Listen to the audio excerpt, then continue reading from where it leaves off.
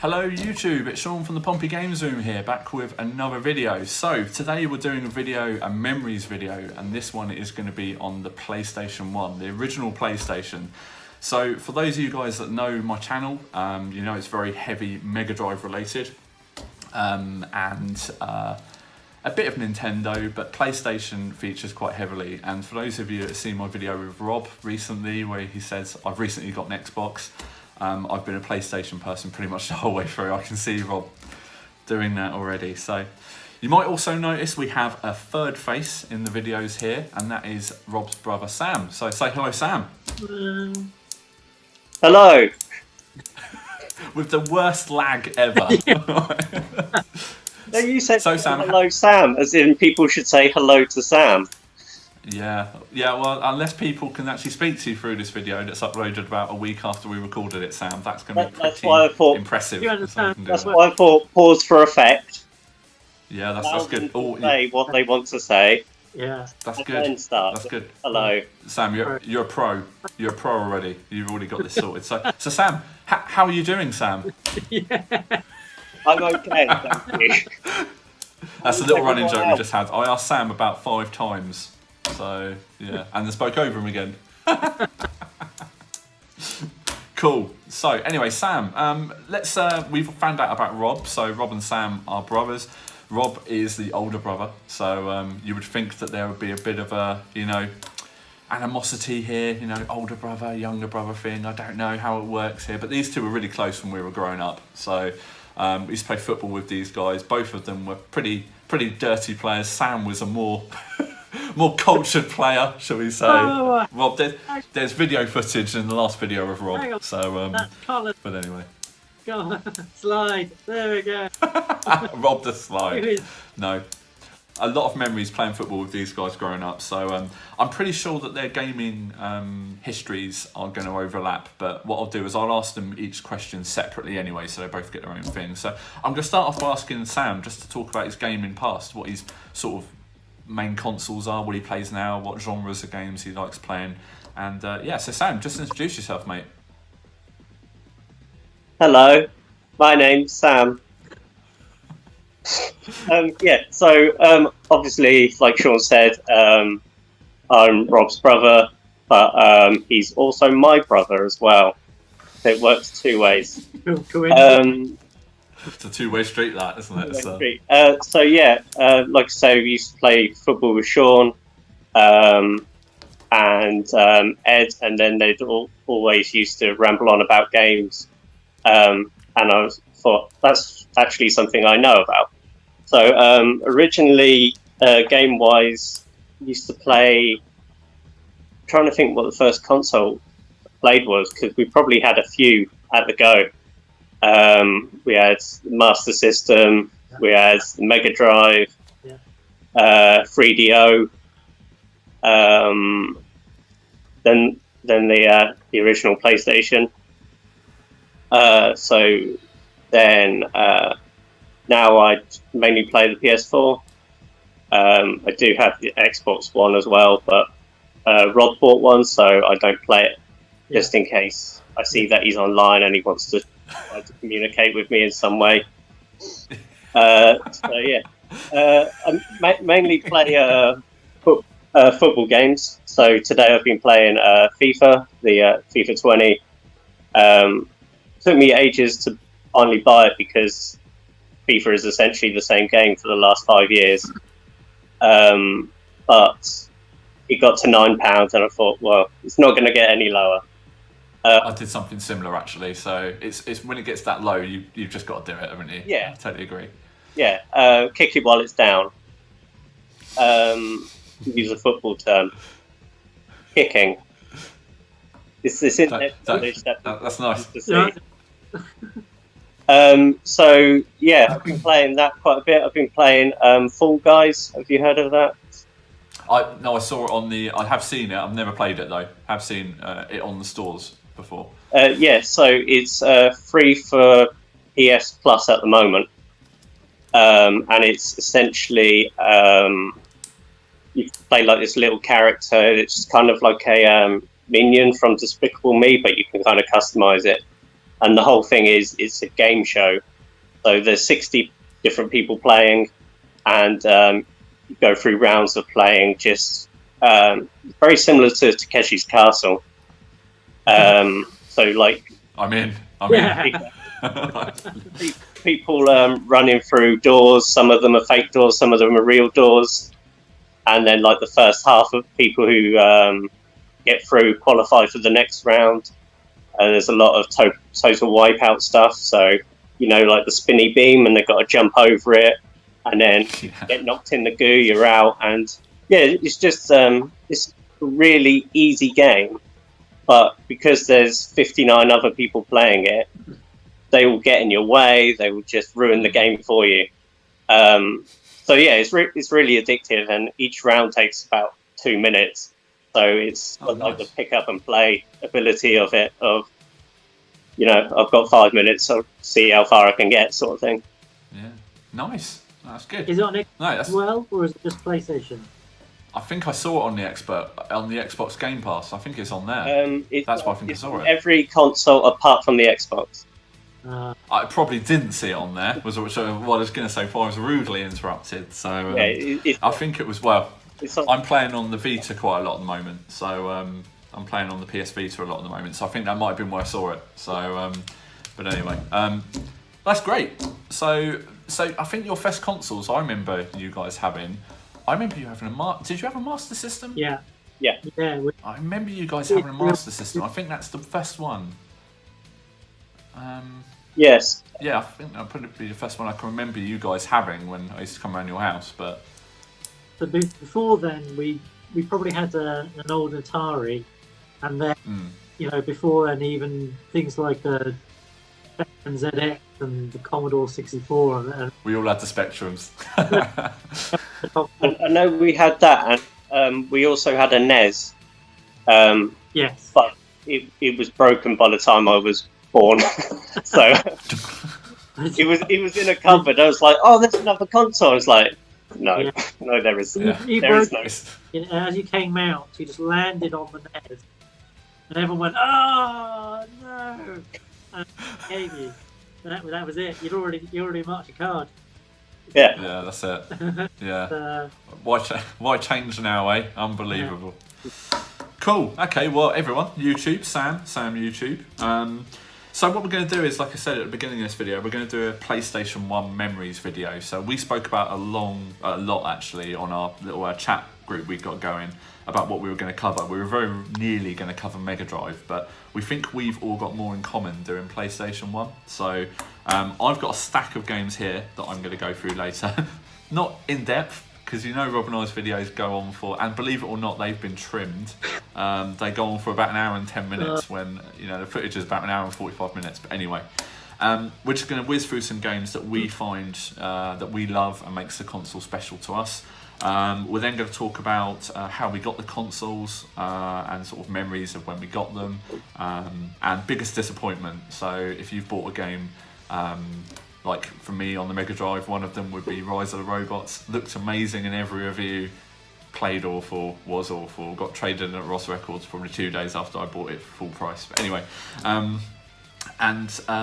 just general gaming memories really. So what I'll do is I'll start off with my memories. So I remember Ed getting a PlayStation 1 DualShock controller set, which I'll put some pictures up here. He got that for Christmas one year, and it came with Demo Disc 1 from memory. I only remember it's got Demo Disc 1 on it because one of the games it came with was Overboard. And for those of you guys that haven't played Overboard, I don't know why I do this, because this is going to be in a screen. This is going to be in the smallest part of the screen, but you won't even be able to see these anyway. So I'm just going to not do this. So Overboard essentially is a game where you're on a pirate ship and you just sail around different worlds, and you basically just come across your computer-controlled characters who are also in pirate ships, and you've just got to bomb them, steal their loot, things like that. A bit of a puzzle element to it as well, but a really, really fun game. I remember playing that on there literally straight away when we got that, because it was straight out of the box. So Ed got that 1 year for Christmas. I always played on it with Ed. Some of the games we played mainly were Resident Evil 2, Tekken 3. Also, I played a few of the Gran Turismo games, which is something I touched on with Rob in one of our last videos. Well, I selected Gran Turismo 2, but Gran Turismo 1, which is in the list here actually, holds an awful lot of memories for me in regards to the games that we played when we grew up. Always remember playing Crash Bandicoot. Never really got into Crash Bandicoot, but amazing game. And if you played the remastered versions of those games, by the way, Oh, you hit a sore spot with Sam there. You touched the nerve. Sam, do you wanna? What? Because from someone coming in from layman's point here, I didn't play the original enough, so I couldn't ever sort of say, oh yeah, it's brilliant. You know, it's a great remaster. Whereas the Sonic redesigns I'm all over. I know exactly sort of, you know. But how do they play then, Sam? Are they not that sort I'm of? wondering what the sore point is. That Didn't you, when you moved house, didn't you lose your Crash Bandicoot trilogy? Oh yeah. And you complained about it for an hour and a half to me, because we both played the originals, and I really love the original games, especially the first one. They're really addictive. They kind of really impressed me with the graphics that they could do on the PS1 compared to something like the N64, which you kind of assumed was better with the kind of with the polygons and everything. But yeah, I was tempted by the remakes, but then put off by the price tag, and I was impressed by Sam having a copy of it, and then he told me his tale of woe that he'd lost the game and was too cheap to go and buy it. So No. replacement. This is what actually happened.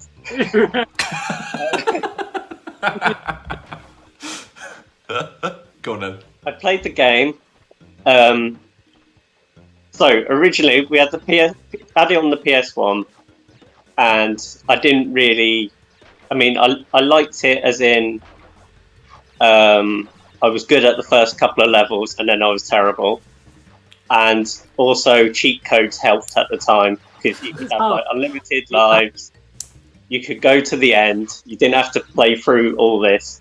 And then the second one came out, and the third one, and I didn't really like it because on the cover of it, I can't remember which one it is. I think it's number 2. I can't remember her name. The Lady Bandicoot. I think it's his sister. That'll work for this video. Lady That's fine.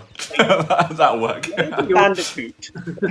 And he's on a motorbike as well. And I thought, well, they've just like added ridiculous characters. Why is he on a motorbike all of a sudden? I haven't got time for this. And then I saw the third one.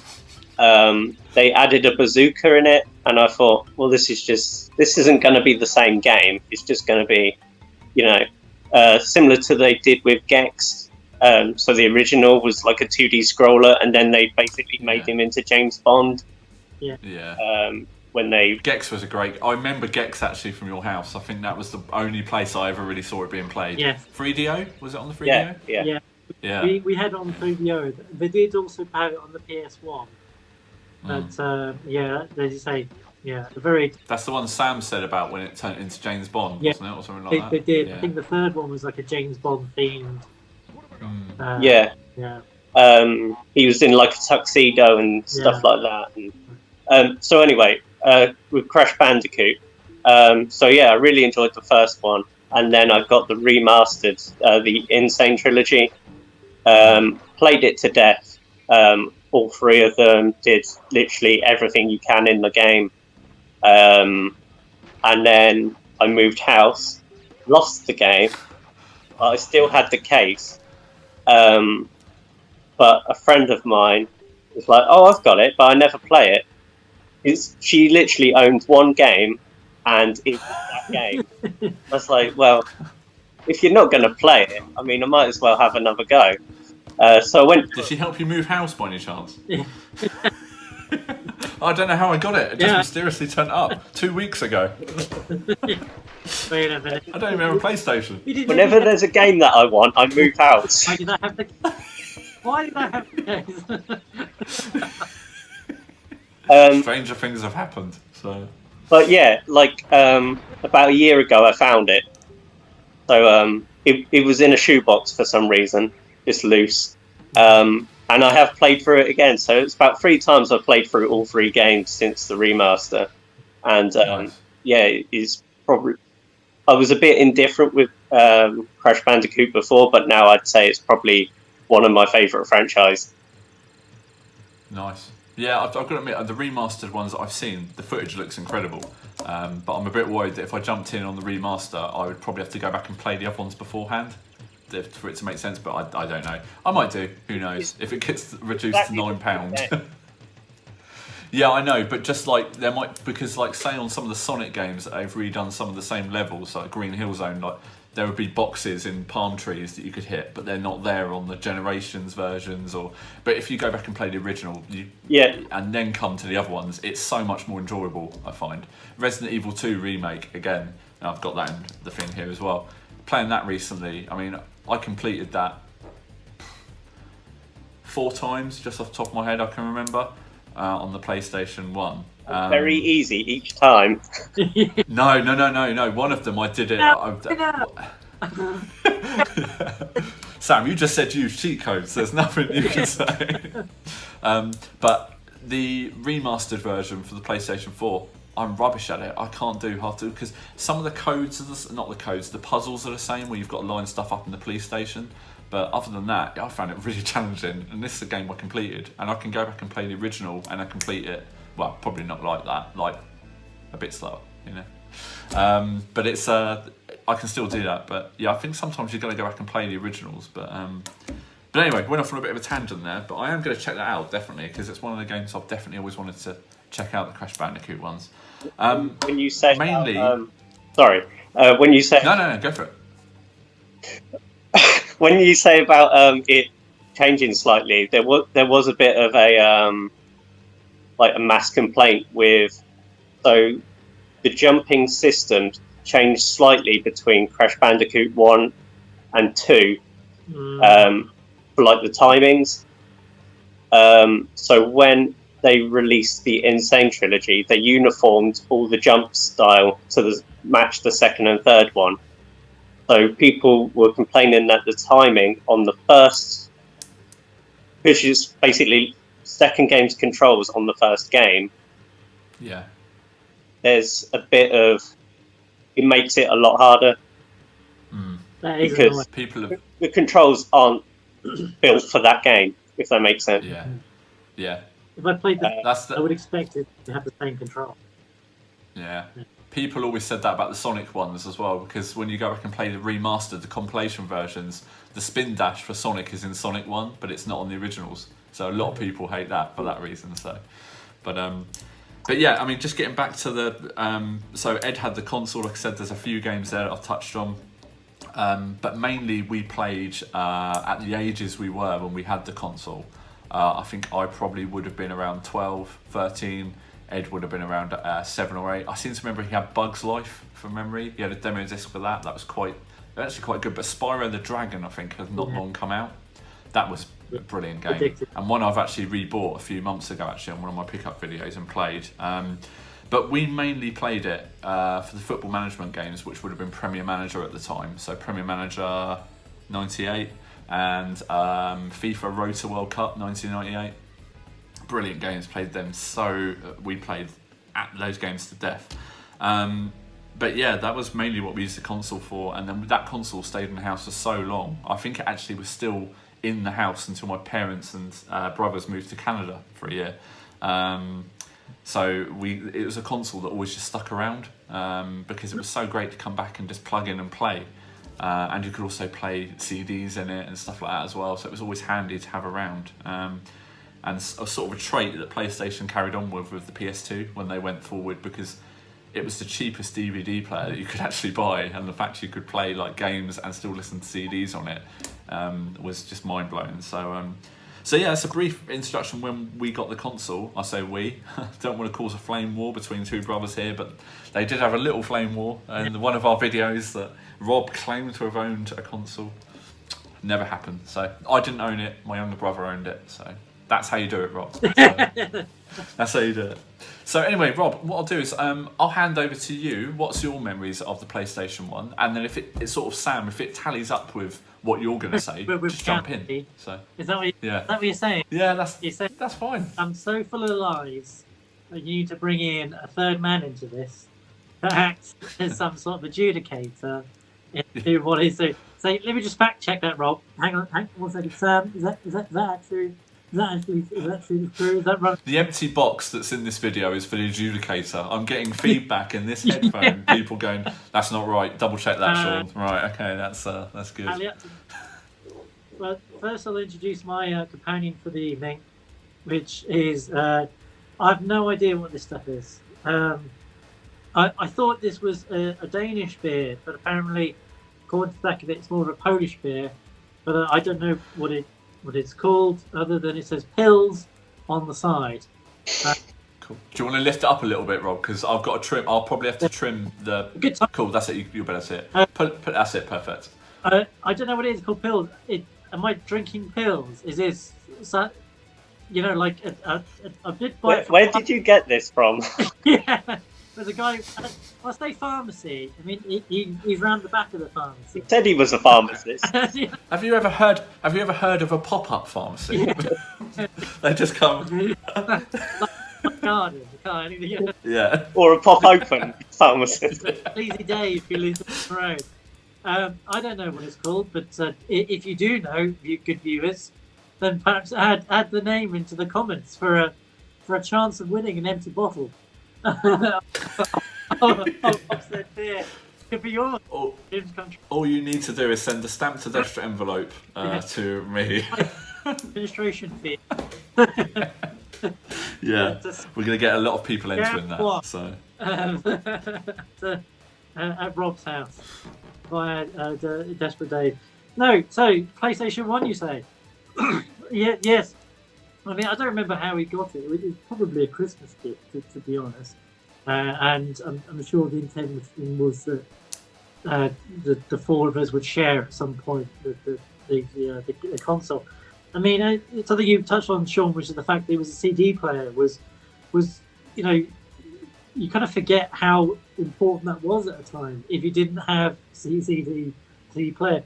I mean, one of the reasons why we got the 3DO beforehand was because it could play CDs, which sounds ridiculous, but there was no other way of doing it at the time.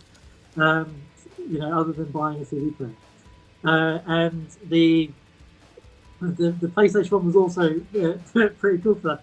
And while it played songs, it showed like colours and swirls and things that you normally would only PC. I know what you mean. Yeah. Turn it on to like space saver, screensaver mode. If you had like a party going on, you could put it on, and they're like, "Hey, new album from the Red Hot Chili Peppers," and also a really cool kind of thing going on there. The swirly colours helped when you were drinking pills. Yeah. It helps with all kinds of situations, Sam. Swirly colours, not swirly colours. Anything you think you get through the day, just enjoy drinking some pills. You'd just wake up the next day and you would start again. That's all you'd do. So you'd be out of it. By yourself with no console, TV. It was all a dream. There's empty bottles lying around you. The PlayStation 1, well, it impressed me so much that I based my school woodworking project around it. So not wasted time, Rob. Not wasted time. You get what you can out of education. And I got a PlayStation 1 holder with two controller holders on the front. And over the course of a good term, cutting those pieces of wood out, varnishing it, looking all very nice, and then realising that if I put the PlayStation, you would massively overheat because you had covered all the fans of the PlayStation, and the varnish was not helping the fans of the PlayStation. Were you getting high off the varnish fumes? And also the house fire didn't help, did it, in 1998? That was Rob. You're just holding a TV remote. Oh, this game's it's not even on. And it got. You didn't even have a console. Didn't have No. That's way through. What am I holding? What am I holding? I've lost weeks, Sean. Weeks. My memory of the PS1 with the original version of it, which was it would really overheat, and the laser reader inside. Sorry if I'm getting too technical here, Sean. Let me pull it back if I am. was tacky, really rubbish. So the only way to get it to continue on with its lifespan was to turn it upside down. Turn it upside down. And yeah. I thought that we, as a household, we've been the first people to realise this stunning trick. Extend life with PlayStation, and then now looking online, I realise actually that was fairly common. That a lot of people had the same problems of overheating. A lot of people also turned the PS1s, PlayStation ones upside down.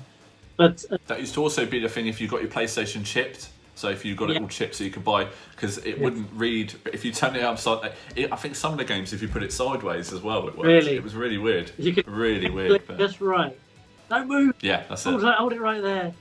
It's like the person that holds the TV aerial. You know, no, stay there, stay there. It's we didn't get it chipped, but I know quite a few people who did, and then would just kind of rip CD to CD and put them on. It was pretty handy. The other memories of the PlayStation 1 is the choice of whether you're going to go with that or we're going to go with the N64. And I remember some friends at school saying, well, the N64 was a lot better. You got GoldenEye, which was the reason I really loved that game, and you got other great games on it. And then I seem to remember going into a shop and saying, okay, let's look at the N64 games. And you got a little shelf there, some interesting looking games, nice cardboard boxes, and then we just look at the entire wall that is PlayStation 1 games, and there's just thousands and thousands of titles. And I thought, well, that's my choice made for them, because they've got like 10 games here for the N64. Good games, really good games. And they're just blitzed with so many different options for the PS1 that you knew you were going to find something that you liked. And they weren't cartridges which were a little bit old-fashioned, maybe. Yeah. Also, I always think Nintendo shot themselves in the foot with the N64 with the cartridges, because discs were so cheap to manufacture. They could do demo discs to put in magazines. You couldn't do that with an N64 because you can't just give away a cartridge. I think the most you used to get from an N64 magazine was used to get the video cassette of like what's coming. But there's nothing better than playing. I mean, yeah, an actual cassette. There's nothing better than actually playing the game and thinking, actually, I quite like this. I'm going to go out and buy it. So it's a bit like what we said in our last video about Blockbuster, going and renting the game and then going, right, I'm going to go buy it. They really shot themselves in the foot there. But with the demos, we'd go through the demos like again and again and again and again. Really, I'm never going to buy this game. It's fantastic. And you work your way through. And then, I remember that having the memory cards, which were brilliant. Memory cards were really good. To your house just with a memory card in my pocket, thinking, I don't need to bring all the gear and stuff with it. I just think, a little memory card, stick it in your pocket. And had one of those. For games like that. The game. For games like that, the memory card was essential to go to a friend's house. You created a account, and if you're leaving it at home. That's it, yeah. One of those little memory cards that it was like double-sided. So it had a little switch front for A, and then you flick it over for B.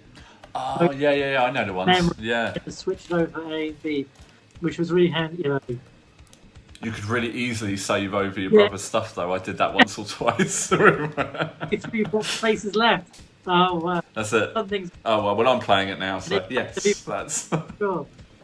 I think the only kind of disappointment I had with the console was discovering that I needed like a multi-tap for more than 2 players, and I seem to remember them being quite dear as well. It wasn't like they're about 40 odd quid from memory. It was either that or a game at the time. They were about the same. So I've been seeing that. But oh man, that's I think Sony hasn't really changed that much. That in the peripherals, the official ones, they make you some good cheap games and cheap console, but they'll real gouge you somewhere. And that's where they got me on the multi-tap. But yeah, it seemed a bit of an outrage considering the other guys who got the N64 had 4 controller ports. But no, a lot of But the controllers were more expensive because down the line I bought an N64. yeah. So the controllers themselves, I know for a fact, the controllers were about 55 quid. But you could pick up a brand new PlayStation controller for 25 from Electronic Boutique, and that's how they got you. So they always make it somewhere. So you're paying for those ports down the line. But then again, if your friend's got a controller, they would just bring a controller with them. So That's true. Yeah. But yeah, that Lots was of money back then. Yeah. Yeah, definitely. I mean, paper round terms, which it would have been for me at the time, that was sort of 6 weeks working, and my Pompey season ticket on top of that, and the train. But yeah, that was difficult, Rob. That was difficult. Big money here.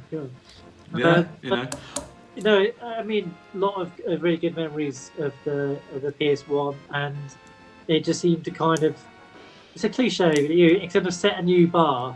And you I did, definitely. Well, you would expect it to be, but it had kids games, but also had more kind of mature games as well. Like that one out here on my little list. The Metal Gear Solid, and putting that in, I'd never seen something like that. But which had like a cinema-esque, a trying to say it properly. Kind of feel to the game, and actually had like a serious plot all the way through. And that's a game that I remember seeing Glenn play on an awful lot, and I never ever got into Metal Gear Solid. But I know it's one of those games that if I buy and put on, I know I'd get into it. Yeah. It's amazing. That's one of them. Isn't one of the bosses towards the end? You've got to take the controller out of port 1 and put it in port 2, so he can't see what you're doing. Yeah, Psycho Mantis. That's it, yeah. Everyone knows that. I've not even played the game. Just I know that, It's just, that is amazing. I always remember seeing Glenn play that game. What a game that is. That's amazing. I would say with Metal Gear Solid, with the franchise, it's so clever. There's so many little bits, like you say, with changing the port. I think you had to take your memory card out as well. That's it, yeah. Yeah, that was on. But also, there's someone you have to contact in the game, and you don't have her radio frequency, but on the back of the case, where it had little pictures of in-game play, there was her talking with her radio frequency, and that is the only way you can actually know her frequency. That's really clever. Sorry, I'm just pushing this back a bit because it's going to fall. Brilliant. That's better. Yeah, it's very clever. I love games like that. Have you guys ever watched? There's a series of videos that were made in the early 2000s called G4 Icons. Have you seen that? Right. But they do like the popular. I'm going to put a link in the description below. But there's basically videos on PlayStation, SNES, N64, but they've been done by a proper sort of firm. And they were actual episodes, but they go through like the PlayStation story. It's a really interesting watch because obviously the PlayStation was going to be a bolt-on for the SNES originally, wasn't it? So, and then obviously they got the stitch up, and then Sony went off and made the PlayStation. Really interesting. But you've got to watch those videos. They're brilliant. I'll put some in the links, but I'm sure everyone's seen the G4 Icons ones that's watching. So, but they're really worth a watch, and there's so many great games because there's a Metal Gear Solid one as well. But there's loads of different ones. So Sam, is there anything there you want to add to that? Well, you asked what his favourite games were. Have you mentioned any? We're not at the favourite games yet. It's memories of when you first got the console. So keep that one up your sleeve. So yeah. What more, Sam? I do remember this contraption that was made to hold the PlayStation. I lost a finger trying to get the PlayStation out once. Look at that. We all suffered for my. You know what? I didn't know you actually made that. I just thought, Where do you think it came from? I think someone just found it. Found it in the street. Chucked like the trash it is. It had that sort of build quality of homeless. I got a B for that. That's an Oakland's education, Rob. Best in the world. If I'd done an N64, would have got an A. Clearly, the N64 man. PlayStation B. B, yeah. Yeah, so they released the DualShock controllers, which I was a big fan of, which also is a reason why the PlayStation holder was terrible, because it didn't allow the DualShock controllers. Yeah. You take that, Rob. That will go on the next. That will go on the next revision, will it? I think that might have been purposely done, because I own the DualShock controller. He's not using my stand. Yeah, my stand. Love it. He can unplug his controller every time he's done playing and take it to his room. Well, and you know what? He'll like that. He'll like that. Beautifully in your stand. Oh wait, you didn't bother making it. I don't see you with a B for woodwork making it. Yeah. I didn't understand, and yet it was as good as yours. I think anything being referred to, I thought it just was found on the street, is quite a damning. Rob, I think we're going to need to see some sort of drawing of this contraption, or any pictures you've got. Yeah, we're going to need to see a drawing. It's right here. Yeah. On the back envelope. I think we're going to need to see some sort of drawing, Rob. Always leave the people wanting more. They're going to go, I need to see a drawing of Don't this. you do like cams and everything for your job? Could you do like a 3D rendering? If I send you some preliminary sketches, you knock something out. I'm sure I can do something. Yeah, I'm sure I can do something. You're overqualified to produce. It's a bit below my pay grade, I'll be honest, but it's. I'll reduce. I'll do the hourly rate on mates rates, Rob. Okay, all right. It's good. $6,000. Only sent it through for 30 minutes. Jesus. You're not a very good mate. No. No. Cool. Right. So, are you good there, Sam? Anything else to add? Yeah. So, like I say, the analog sticks, they kind of released it halfway through. It wasn't like a launch title thing, was it? No. And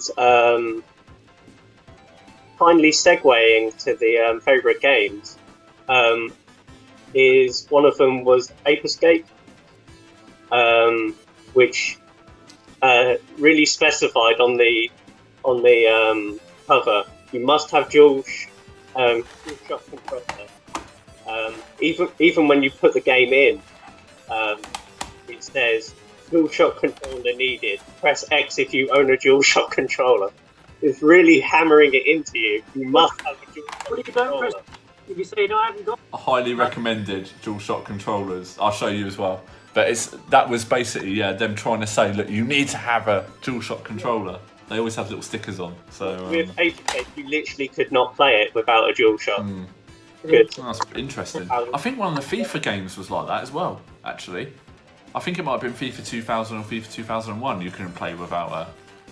Yeah, I'll have to double check that. But yeah, I'm pretty sure it was. But also the controllers, just out of interest for the PlayStation, because it was totally new design.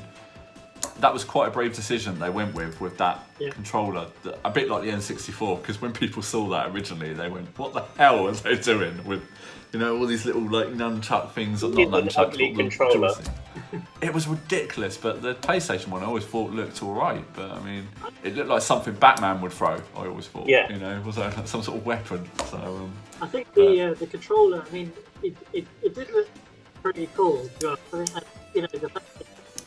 fact because since they introduced the DualShock, they've refined it, more or less the same. That really changed it, and I don't think people would like them changing it. No. But, well, no, you found the formula that works. Just refine it slightly.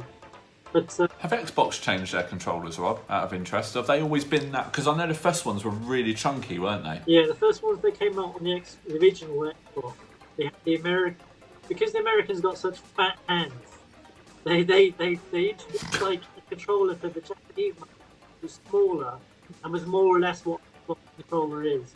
And then they introduced one for the American one with a Duke that was vast. So you had like McDonald's down one, KFC down the other. Your two factors to hit any kind of button, you could just get your face or something like that. big, and then they decided that they wanted to refine. Yeah, I mean it's the same with the PlayStation. That each generation has been a refinement, but has more That's it. Yeah. kind of stayed the same. You say that the Yeah. PlayStation controller, you know, I think pictures of it next to the SNES controller, and if you take away the handles, really it kind of is a SNES controller.